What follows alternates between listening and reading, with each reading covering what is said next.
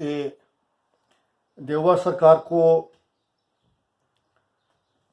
विश्वास के मत मिल जाने के बाद तो अब ये निश्चित हो गया है कि अब जो चुनाव होगा वो स्थानीय चुनाव होगा।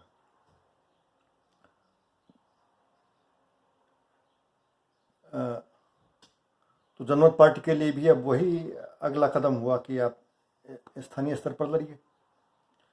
तो उससे स्थिति थोड़ी बदल जाती है। अगर पहला चुनाव ही संसदीय चुनाव हुआ, या एक संभावना ये भी था कि ओली सरकार जो चुनाव घोषणा की है वो नहीं कर पाएगी, नहीं कर पाने के बाद ओली सरकार कोलैप्स, उसके बाद राष्ट्रपति शासन में भी 6 महीने बाद चुनाव नहीं हुआ महामारी के कारण, तो संविधान कोलैप्स और देश में फिर से अंतरिम संविधान आके देश नई संविधान सभा की ओर जाएगी। वो संभावना भी था, वो अब नहीं है। और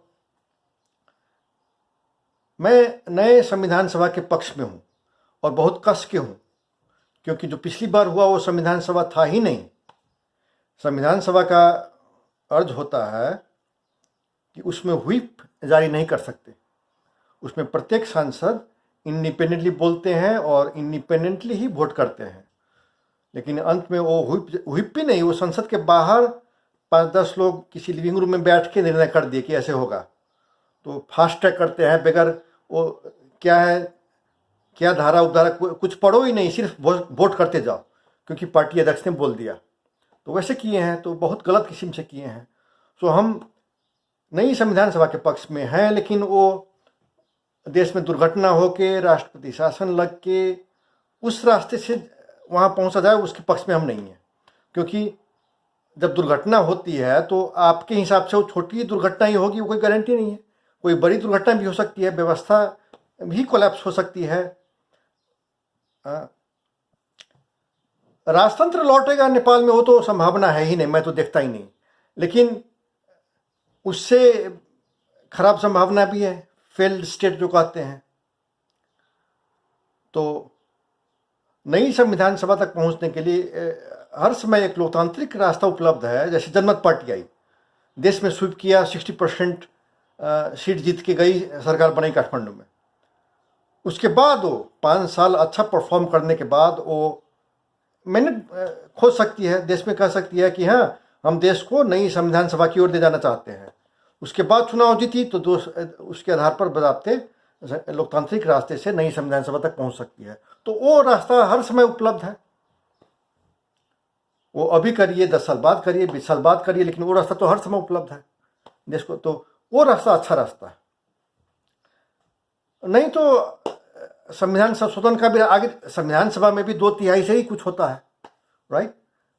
तो 2/3 के आधार पर आप संविधान संशोधन कर सकते हैं। वो तो हर समय in that way every parliament is a constituent assembly, प्रत्येक संसद में आप संविधान संशोधन करवा सकते हैं। तो वो रास्ता तो हर समय उपलब्ध है। जाइए, मैंडेट लीजिए, जनता का मैंडेट लीजिए, संसद में अंकगणित पहुंचा के। तो अब वो डिबेट खत्म है। ये देववा सरकार को विश्वास का मत मिल जाने के बाद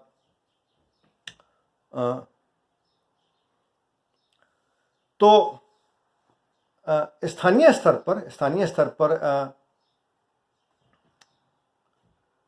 ज़्यादा से ज़्यादा जगह पर उम्मीदवारी देना, जीतना, राइट।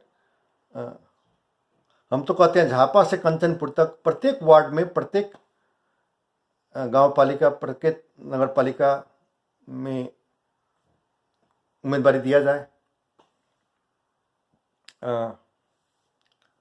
लेकिन एक वेव जो लाना होता है, एक वेव लाने के लिए, तो उसके लिए एक लोकतांत्रिक देश में, नेपाल इंडिया जैसे लोकतांत्रिक देश में कब पता चलता है कोई पार्टी स्वीप करने जा रही है, कब पता चलता है? तो जब मीडिया में आप पूरी छा गए, उसके मतलब आप स्वीप करिएगा। चुनाव से पहले ही पता चल जाता है कि नहीं, आप पार्टी स्वीप करेगी। तो मीडिया में छा जाने के लिए कुछ ड्रामेटिक करना होता है।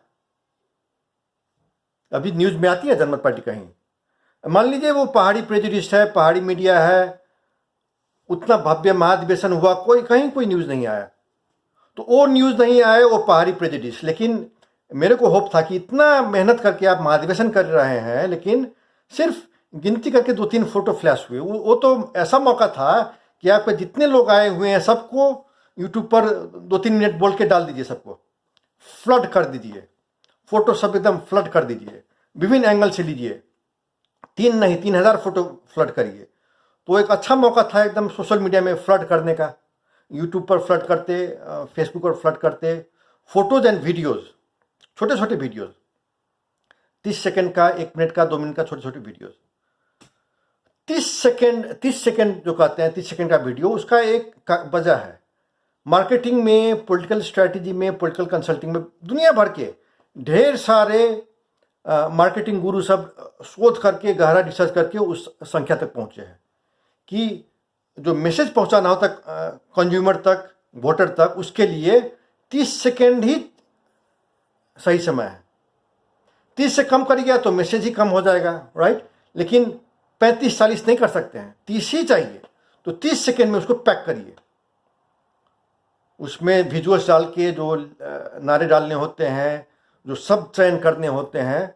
तो 30 सेकेंड जो है सो मैजिक नंबर है कि आपका वीडियो का लेंथ 30 सेकेंड ही होना चाहिए, कि आपका जो मैसेज है उसको डिस्टिल करके, मैसेज को ठीक से लिखिएगा तो 50 पन्ना का हो सकता है, वीडियो ठीक से बनाइएगा तो 2 घंटा का हो सकता है। तो वो भी बनाइए जो की लोगों के लिए, जो इन्फ्लुएंसर होते हैं, जैसे किसी पत्रिका का प्रधान संपादक है तो उनके लिए 2 घंटे का भी बना दीजिए, कोई बात नहीं है कि हाँ हमारा बात ये है। लेकिन जो आम मतदाता है वहाँ तक उस 2 घंटे के वीडियो को डिस्टिल करके 30 सेकेंड में आप अपनी बात कहिए।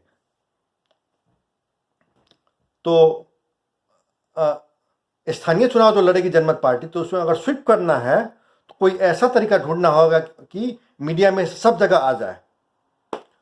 तो पहाड़ी मीडिया, वो तो जनमत पार्टी जितनी अच्छी काम करेगी तो उसका ठीक ऑपोजिट, उतना कम कवरेज देगा। वो प्रेजुडिस है, विभेद है मन में, दिल में। सरकार के 3 अंग जो होते हैं, उसके अलावा चौथा जो अंग है मीडिया, लोकतंत्र में माना जाता है चौथा अंग, वो भी भयंकर प्रेजुडिस।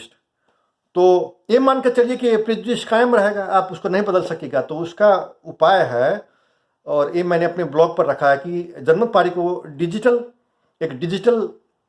कुछ डिजिटल बटालियंस खड़े करने होंगे। 10 लोगों का यूनिट, 10 यूनिट का कंपनी और 10 कंपनी का बटालियन, 10 टाइम्स 10 टाइम्स 10, यानी कि 1000 इंडिविजुअल्स का एक बटालियन। वैसे कितने बटालियन आप निर्माण कर सकते हैं? तो ताकि आप अपना मीडिया खुद बन जाइए। तो यूनिट के लोग कैसे होंगे? जो कि सोशल मीडिया, प्रत्येक के पास एक स्मार्टफोन है, उसमें डेटा प्लान है, और प्रत्येक का अपना अपना अकाउंट है, जीमेल, व्हाट्सएप, फेसबुक, यूट्यूब और blogger.com पर ब्लॉग। आप खुद अपना ब्लॉगिंग न भी करते हैं तो उस ब्लॉग का मुख्य उद्देश्य है कि और जो आपके जो फ्रेंडली न्यूज़ आइटम्स आते हैं, अभी तो अधिकांश डिजिटल न्यूज़पेपर हैं, तो आपके पक्ष में बोलने वाले जो मीडिया लोग आते हैं उनको आप लिंक दीजिए। अगर एक छोटा मोटा डिजिटल कोई अखबार है, उसका कोई आपके प्रति फ्रेंडली कुछ आया, तो उसको अगर आपके जो डिजिटल बटालियन के लोग हैं उसमें अगर 1000 लोग लिंक देते हैं तो गूगल सर्च पर आने लगते हैं, गूगल सर्च में ऊपर आने लगते हैं, तो आपको फ्री मीडिया मिल जाता है, उसके लिए पैसा नहीं देना पड़ता है। उसी तरह आपने कोई एक वीडियो डाला 30 सेकंड का, राइट, यूट्यूब पर डाला औपचारिक रूप से, तो उसको आप तुरंत 1000 लोग 2000 लोग शेयर करते हैं, उस पर कमेंट करते हैं, उसको लाइक करते हैं, तो यूट्यूब के भीतर ही एल्गोरिदम्स ऐसे डिजाइन किए होते हैं कि सर्च में ऊपर आने लगते हैं, तब आपको फ्री मीडिया मिल गया। वो आप काठमांडू के जो मेन स्ट्रीम मीडिया है उसी के मार्फत जनता तक पहुंचेगा, वो जरूरी नहीं है। आज सोशल मीडिया के मार्फत उसको बाईपास करके आप डायरेक्ट जनता तक पहुंच सकते हैं, लेकिन उसके लिए वो सोशल मीडिया में जो कंटेंट होते हैं वो ज़्यादा से ज़्यादा लोग लाइक करें, उस पर कमेंट करें, उसको शेयर करें, तो वो उसके इंटरनल सर्च इंजन में ऊपर आने लगते हैं, तो आपको फ्री पब्लिसिटी मिल जाता है। उसी तरह एक कंटेंट मीडिया जो होता है, जो गूगल दूसरा रास्ता है, तो गूगल सर्च इंजन में जिस कंटेंट को ज़्यादा से ज़्यादा लोग लिंक करते हैं, राइट, तो आपके जो डिजिटल बटालियन के जो सदस्य रहेंगे तो वो जो लिंक करेंगे अपने अपने ब्लॉग से, अपना ओरिजिनल कंटेंट प्रोड्यूस करना जरूरी नहीं है। आपके जो फ्रेंडली कंटेंट है उसको सिर्फ आप लिंक करते जाइए, तो वो जो लिंक मिलता है तो उससे वो गूगल सर्च इंजन में सर्च इंजन वो तो हर समय वो अपना स्पाइडर भेज के वो देखती रहती है at the speed of light.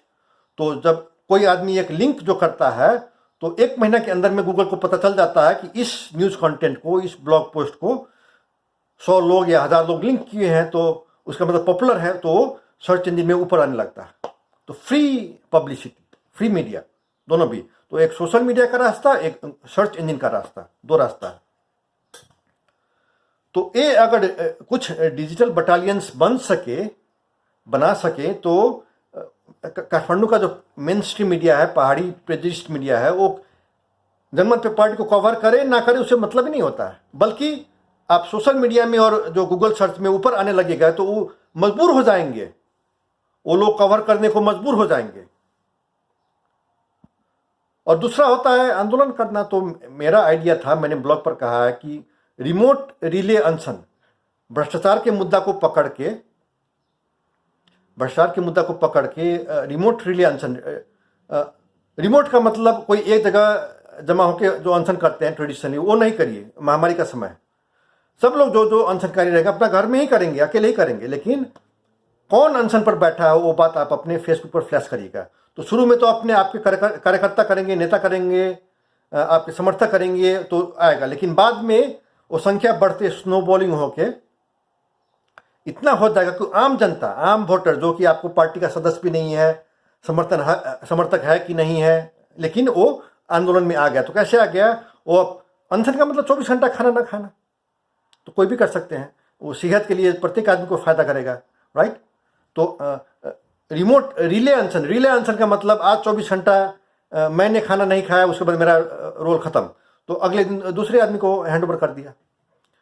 तो आदमी की संख्या बढ़ेगी। और एक क्रिटिकल और हैशटैग ट्विटर पर, फेसबुक पर, यूट्यूब पर जो हैशटैग सोच समझ के देना होगा, तो वो जो हैशटैग लोग शेयर करेंगे तो शुरू में तो आपको पता चलेगा कि हाँ आज अनशन पर ये 10 लोग बैठे हैं, कल जाके वो 100 हो गया, 500 हो गया, 1000 हो गया, तो वहां तक आपको शायद मालूम होगा कि हाँ फोटो रखो। जो डॉक्टर CK राउत का जो फेसबुक पेज है, 5 लाख से ज़्यादा जो फॉलोअर्स हैं, तो आप रखिएगा, लेकिन बाद में तो आउट ऑफ कंट्रोल हो जाएगा। कितने का फोटो रखिएगा, आपको मालूम ही नहीं होगा कि कौन कौन अनशन पर बैठे हैं। कि जब आंदोलन हो जाती है तो नहीं ना, वो तो संभव ही नहीं है। तो उस समय लोग खुद अपने अपने वो डालेंगे, वो हैशटैग शेयर करेंगे। जिन लोगों के पास स्मार्टफोन न भी है, फोन नहीं भी है, तो उनको जो आपके संगठन जो लोकल लोग होंगे वो फोटो खींच के डालेंगे कि हाँ ये आज महानुभाव बैठे हुए हैं अनशन पर, ये 24 घंटा आप खाना नहीं खाएंगे, क्योंकि ये इनको देश में जो भ्रष्टाचार चल रहा है उससे नाराजगी है, तो अनशन पर बैठे हैं 24 घंटा के लिए। तो आपके जो समर्थक रहेंगे वो डालेंगे फोटो, लेकिन जो डिसेंट्रलाइज किस्म जो फोटो डालेंगे तो सबको एक सूत्र में बांधने के लिए वो हैशटैग होगा, हैशटैग शेयर्ड होगा, जो कि पार्टी पब्लिसाइज करेंगी। तो दिन दूना रात चौगुना, जंगल की आग की तरह वो फैलेगी, तो आंदोलन हो गया। उसके बाद तो जो भ्रष्टाचारी है, अगर 10 लोग अनशन पर बैठेगा तो कहेगा, क्रुद्ध होगा, आपको धमकी भी दे सकता है। जब आंदोलन हो जाती है तो वो तो लाचार हो जाता है ना, कुछ क्या करेंगे वो। तो वो रास्ता है। जब और इनफ ड्रामेटिक हुआ, वो संख्या इनफ हुआ, तो जो मेन स्ट्रीम मीडिया हो लाचार हो जाएगी, तब वो दिन रात आपको कवर करेंगे। आपके नेता लोगों को, केंद्रीय नेता लोगों को, सबको इंटरव्यू लेने आ जाएंगे, सब आगे पीछे करेंगे, और सब जगह टीवी पर, ऑनलाइन, यूट्यूब, सब पर, जो अखबार है उन लोग सब जगह छकाछक। तब मालूम हुआ कि अब जनमत पार्टी स्वीप करेगी चुनाव। तो मेरे को तो वही एक लग रहा है। मतलब भ्रष्टाचार को पकड़कर एक मुद्दा पकड़ जो आंदोलन आप कर सकते हैं, आर्थिक विकास का जो मुद्दा हो, जो कि कहीं ज़्यादा महत्वपूर्ण है और उसको नंबर 1 रखना ही पड़ेगा, उस पर कैसे क्रांति करेगा। आर्थिक विकास के लिए क्रांति वो तो बहुत एक डिटेल चीज़ होता है, उसमें टॉपिक्स और सब टॉपिक्स ढेर सारे होते हैं, तो फोकस करना दिक्कत हो जाता है। जबकि नंबर 1 मुद्दा तो वही है, सत्ता में जाने के बाद काम करना तो वही है। और एक होता है राजनीतिक कार्यक्रम। जैसे जनमत पार्टी के पास एक सुनहरा अवसर है जो कि और पार्टी के पास नहीं है, तो एक अच्छा नेता, अनचैलेंज नेता और मेरिट के हिसाब से, राइट, अनचैलेंज नेता और मेरिट के हिसाब से जो है आए हुए हैं, तो ये मौका बार बार नहीं मिलता है प्रत्येक पार्टी को। तो अभी मिला हुआ जनमत पार्टी को, तो ठीक है, अच्छा नेता है, बायोग्राफी अच्छा है, जीवनी अच्छा है, सब है। लेकिन अंततः पार्टी को तो राजनीतिक कार्यक्रम प्रोड्यूस करना होता है कि हाँ, अगर आपने हमें वोट दिया, हम सत्ता में आए, तो 5 साल हम क्या काम करेंगे, वो तो डिटेल में बताना होता है। तो उसके लिए जो राज्य है उसका सामर्थ्य क्या है, वो तो गहरा अध्ययन होना पड़ेगा प्रत्येक मंत्रालय का। उसके बाद पब्लिक सेक्टर, प्राइवेट सेक्टर, है ना, मेन विकास तो प्राइवेट सेक्टर करती है। देश के अधिकांश लोगों के लिए जो रोजगारी सृजना करना होता है वो तो प्राइवेट सेक्टर को करना है, सरकारी सेक्टर को तो नहीं करना है। लेकिन ease of doing business, business friendly environment बनाने का काम वो सरकारी स्तर से करना होता है। तो अब स्थानीय चुनाव आएगी तो प्रत्येक जो है, प्रत्येक गांव पालिका, प्रत्येक नगर पालिका के आपके जो गांव समिति हैं, नगर समिति हैं, उन सबको तो मालूम होता है कि हमारा बजट कितना है। 1 साल का बजट इतना है तो 5 साल में इतना हुआ, तो वो बजट आएगा तो हम उससे क्या करेंगे, उसको हम कैसे खर्चा करेंगे, तो वो तो केंद्रीय स्तर के नेता नहीं कर सकते हैं। अब जैसे महोत्तरी जिला का महोत्तरी गांव पालिका है, वहाँ पर कहाँ सड़क बनाना है, कहाँ पुल बनाना है, क्या करना है, वो तो केंद्रीय समिति के नेता लोगों को तो मालूम ही नहीं चलेगा कि कहाँ पर पैनी खनना है, वो तो स्थानीय नेता ही करेंगे।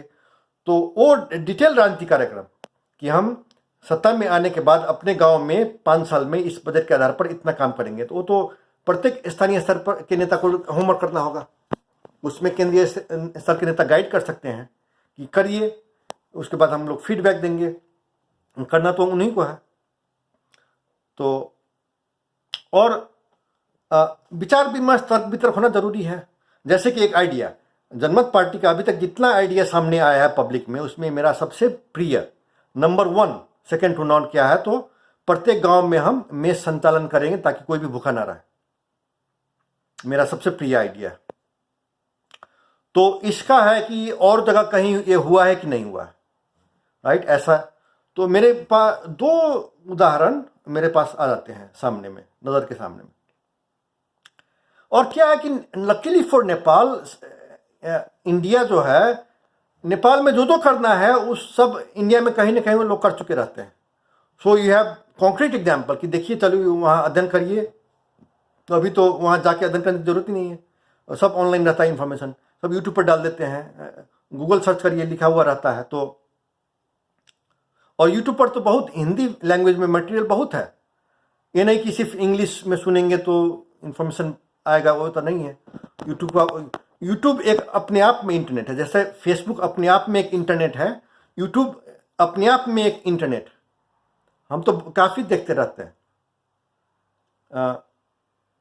तो it's like power point presentation में, उसमें प्रेजेंटर को भी उसी में डाल दिया गया है। तो हम पावर पॉइंट प्रेजेंटेशन की तरह हम यूट्यूब वीडियो कंज्यूम करते रहते हैं। तो मेश का आइडिया, और इस पर मैंने कोई रिसर्च नहीं किया है, मैंने कोई अध्ययन नहीं किया है, ये सिर्फ मतलब जनरल नॉलेज की तरफ जो मेरे को मालूम हो गया था, लाइक ऑन द वे। तो एक तमिलनाडु में साथ जयललिता ने किया, अम्मा कैंटीन। तो वो उसके बारे में मेरे को ज़्यादा नहीं मालूम है, लेकिन मैं वो नाम से असहमत हूँ। अम्मा कैंटीन मतलब आपने एक व्यक्ति के नाम पर किया, तो वो तो सही बात नहीं हुआ। इस तरह से एमआलए ने पहले बार जो सरकार बनाया मनमोहन अधिकारी ने, तो वृद्ध भत्ता शुरू किया। तो वृद्ध भत्ता तो शुरू किया, लेकिन उसके बाद कांग्रेस पार्टी आया तो वो भी कायम करना पड़ा, अभी भी चल रहा है। तो उसको आप एक व्यक्ति मनमोहन के नाम पर रख देते तो ठीक नहीं ना हुआ, मतलब। तो मेस आप लॉन्च करिएगा, लेकिन ऐसे लॉन्च करिएगा कि आपकी पार्टी अगर 5 साल बाद चुनाव हार भी गई तो अगली पार्टी को भी वो कायम रखना होगा, उस किस्म से, ठोस किस्म से करना होगा। तो एक अम्मा कैंटीन। दूसरा मेरे को, और ये मैंने व्यक्तिगत यूज किया है, सिख लोगों का जो गुरुद्वारा होता है उसमें लंगर होता है। तो संडे को तो होता ही है, लेकिन अच्छे अच्छे गुरुद्वारों में वो हफ्ता के 7 दिन सुबह शाम कोई भी जाके बैठ के खाना खा सकता है। मैंने सैकड़ों बार, व्यक्तिगत मेरा अनुभव, मतलब 1000 बार से ज़्यादा मैंने, अब कितना वो तो गिनती नहीं है, लेकिन मेरे को लगता है 1000 बार से ज़्यादा मैंने खाना खाया होगा गुरुद्वारा में जाके, मोर देन 1000, सैकड़ों बार। तो एक वो है, तो उसमें वो तो सरकारी कार्यक्रम नहीं है, वो तो जहाँ जहाँ सिख कम्युनिटी है वहाँ वो करती है, राइट। तो उसमें क्या है, अच्छा चीज़ क्या है, तो वो लोग श्रम जो है, श्रम वो वॉलंटियर यूज करते हैं। तो मेस में सबसे ज़्यादा खर्चा क्या होगा, तो अगर आपको प्रत्येक आदमी हायर करना पड़ा, कुक भी हायर करना पड़ा, सब चीज़ हायर करना पड़ा, तो खर्चा बहुत बढ़ जाएगा। लेकिन सिर्फ आपको अन्न खरीदना है, सिर्फ सब्जी खरीदना है, सिर्फ खाद्य सामग्री खरीदना है, लेकिन जो उसमें जो काम करेंगे लोग, वो सब अगर वॉलंटियर मिल जाएंगे तो खर्च बहुत कम पड़ेगा, बहुत कम। तो लंगर से वो सीखा जा सकता है कि आप जो कार्यक्रम करिएगा तो कैसे करिएगा, या पायलट प्रोजेक्ट कर सकते हैं कि हाँ कुछ जगह हम ऐसे कर रहे हैं, कुछ जगह कुछ फर्क डिसीजन कर रहे हैं, उसको अध्ययन कर रहे हैं, फीडबैक ले रहे हैं, ताकि हम सीख रहे हैं कि कहाँ कैसे अच्छा करना होगा। तो एक्सपेरिमेंट करना वो ज़रूरी बात है, पब्लिक पॉलिसी में भी वो एक्सपेरिमेंट करना। चीन में जो आर्थिक क्रांति हुआ है, तो पहला कब किया, तो हांगकांग से सट के जो छोटा सा जगह था, गांव था, फिशिंग विलेज, वहाँ डेंग शाओपिंग ने वो स्पेशल इकोनॉमिक जोन शुरू किया, छोटा सा जगह, देखिए क्रांति कर दिया। तो वहाँ एक्सपेरिमेंट करने का मौका मिला। उसी तरह मेस का भी आप एक्सपेरिमेंट कर सकते हैं कि करने का तरीका क्या है अच्छा। तो पहला ये होगा कि उसको ऐसे करिए कि ठोस, अगर हम आज सत्ता में आए हैं, कल चुनाव हार भी जाए 5 साल बाद, तो ये मेस को कोई हिला नहीं सकता है, इतना ठोस कार्यक्रम है। दूसरा होगा कि नहीं, इसको खर्च कम करिएगा तो ज़्यादा लॉन्ग लास्टिंग रहेगा। तो खर्च कम करने का तरीका है, ऐसे करिए कि जो श्रम चाहिए वो वॉलंटियर से मिल जाता है स्थानीय स्तर पर, हमें सिर्फ खाद्य सामग्री खरीदना होता है। और क्रिटिसिज्म, कोई अम्मा कैंटीन उसका नाम नहीं दीजिए कि एक अम्मा जयललिता का नाम पर रख दिया, तो वो टू मच हीरो वर्शिप, व्यक्ति पूजा हो गया, वो अच्छा नहीं हम मानते हैं। तो और क्रिटिसिज्म भी, आलोचना भी करना चाहेंगे कि कहीं आप ऐसा न कर दीजिए गांव गांव में मेस संचालन करके कि आपके किसी भी समाज का यूनिट होता है परिवार को कमजोर करने के हिसाब से नहीं करिए, तो नहीं, क्योंकि वो बेफायदा कब मालूम होता है, 10-20 साल बाद मालूम होता है कि देखिए हमने तो एक गलत कर दिया, कि हमने गांव गांव में मेस संचालन करके कहीं गांव में परिवार को तो कमजोर नहीं कर दिया। क्योंकि कहावत है, पुरानी कहावत है, the family that it's together stage together, right. तो माँ बाप काम करते हैं, बच्चों को डिसिप्लिन, अनुशासन सिखाने का मौका तभी मिलता है बहुत लोगों को कि जो साथ में बैठ के खाते हैं, तो उस समय अपना सिखाते रहते हैं। तो अगर वो बच्चा गांव के मेस में ही सुबह शाम खाने लगे, तो माँ बाप को चेहरा ही नहीं दिखाएगा, तो अनुशासन कब सीखेगा वो। तो वो भी, मतलब हम ये कहते हैं प्लेइंग द डेविल्स एडवोकेट, वो like you have to think about this things. तो एक दूसरा आइडिया ये भी हो सकता है कि हम गांव में 2 चीज संचालन करते हैं, एक हुआ मेस, वो करेंगे ही, लेकिन एक ये होगा कि राशन देंगे लोगों को, कि जिन लोगों के पास घर में धान चावल ये सब कमी है, वो वहाँ आकर, अंग्रेजी में कहते हैं फूड पेंट्री, एक होता है सूप किचन मेस, एक होता है फूड पेंट्री, वहाँ आप जाके खा नहीं सकते हैं लेकिन खाद्य सामग्री ले सकते हैं। इंडिया में कहते हैं राशन मिलता है लोगों को। तो राशन कार्ड बना के, जो लोग जिन लोगों का सोशियो इकोनॉमिक कारण से राशन कार्ड बनाना, तो राशन बना के वहाँ जाइए और आपको दाल चावल नमक मसाला साग सब्जी जाके लाइए, लेकिन बनाइए घर में ही, अपने घर में ही बना के वहाँ खाना खाइए। तो डिग्निटी के हिसाब से अच्छा होता है।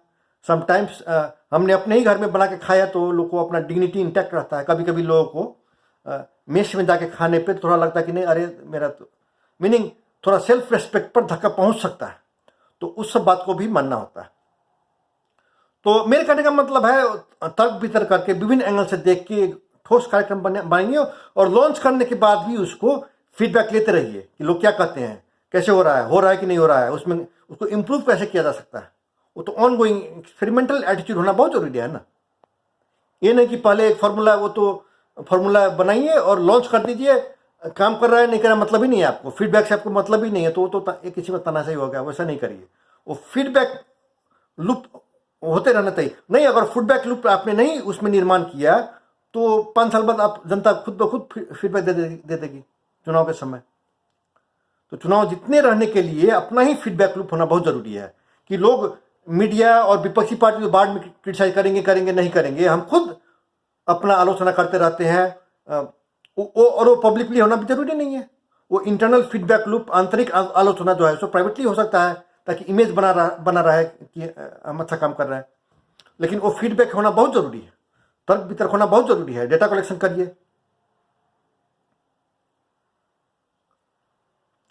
तो वो मेरे को सबसे, मेरा जनमत पार्टी का मेरा सबसे नंबर 1 प्रिय आइडिया।